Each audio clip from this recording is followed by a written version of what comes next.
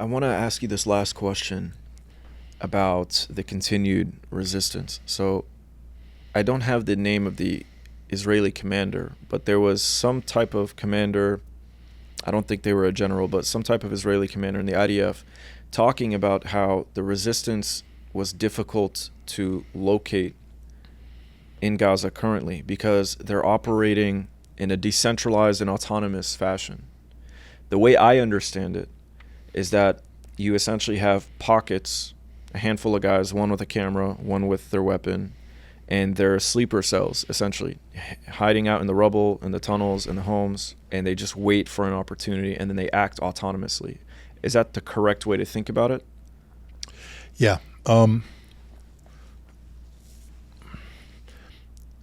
If the resistance operated as a collective with centralized logistics, etc., what would happen if they authorized under conventional means?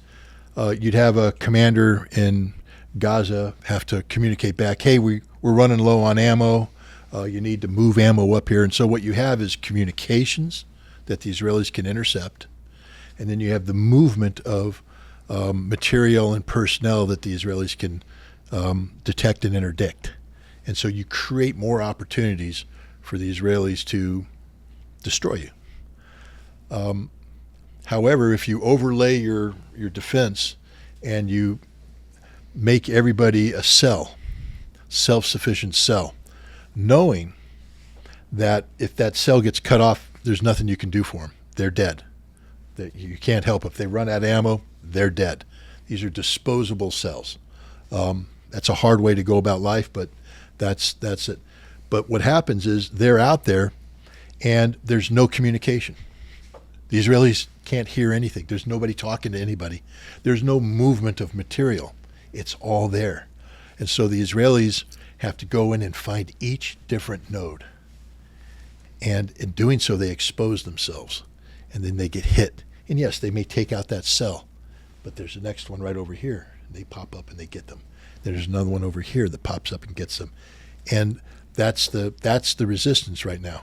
And when you take the potential of 60 to 85,000 men and you break them down into 3 to 5 man cells, that's a whole bunch of 3 to 5 man cells hanging out there, sipping water, eating a date, waiting with an RPG for the Israelis to make a mistake. And the Israelis make mistakes every single day because they're afraid, because they're tired, because they're nervous, because they don't understand the battlefield they're in, because nothing makes sense.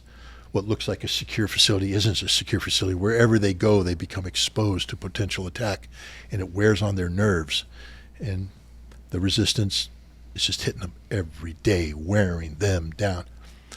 Israel will never defeat them because there's nothing to defeat. You know, you spend all your effort, you get a cell, okay, but there's another cell that you don't know where it is. And it's going to pop up, and you're going to lose 2 guys. Another cell pops up, you lose 7 guys. Another cell pops up, you lose 3 guys. And it's just a death of 1,000 cuts.